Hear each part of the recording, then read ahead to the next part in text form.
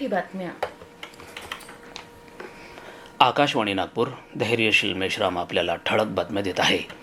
भारत आणि जॉर्डन यांच्यातले द्विपक्षीय संबंध हे ऐतिहासिक विश्वास आणि भविष्यातल्या आर्थिक संधी यांच्यावर आधारलेले आहेत.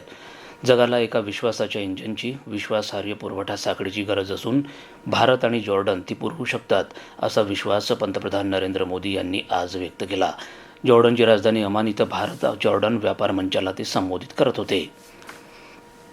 मथुरा इथं यमुना द्रुतगती महामार्गावर झालेल्या अपघातात किमान 13 जणांचा मृत्यू झाला, तर 70पेक्षा जास्त जण जखमी झाले आहेत. दाट धुक्यामुळे झालेल्या अपघातानंतर वाहनांना मोठी आग लागली. प्रवासी झोपेत असल्यानं त्यांना बाहेर पडता आलं नाही. या दुर्घटनेतल्या जखमींवर रुग्णालयात उपचार सुरू आहेत.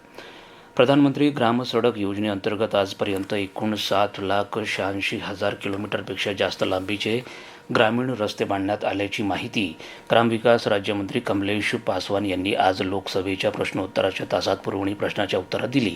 हे ग्रामीण रस्ते बांधणीसाठी 3,46,000 कोटी रुपये खर्च करण्यात आला असून त्रिस्तरीय गुणवत्ता नियंत्रण यंत्रणेद्वारे त्यावर देखरेख ठेवली गेल्याचं पासवान म्हणाले. इंदिरा गांधी राष्ट्रीय कला केंद्र, चिटणवीस सेंटर आणि बनारस कल्चर फाउंडेशन यांच्या संयुक्त विद्यमाने आयोजित 3 दिवसीय बनारस उत्सवाचा थाटात समारोप झाला.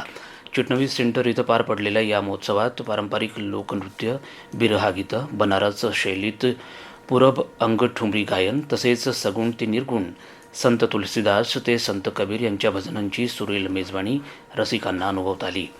राष्ट्रकुल संसदीय मंडळ महाराष्ट्र शाखेच्या वतीनं नागपूर इथं 51वा संसदीय अभ्यास वर्ग दिनांक 9 ते 13 डिसेंबर दरम्यान आयोजित करण्यात आला होता.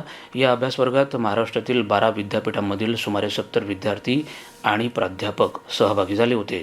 संसदीय लोकशाही, विधिमंडळाची कार्यपद्धती, कायदे निर्मिती प्रक्रिया आणि लोकप्रतिनिधींची भूमिका यांचे प्रत्यक्ष ज्ञान मिळवण्यासाठी हा अभ्यास वर्ग उपयुक्त ठरला.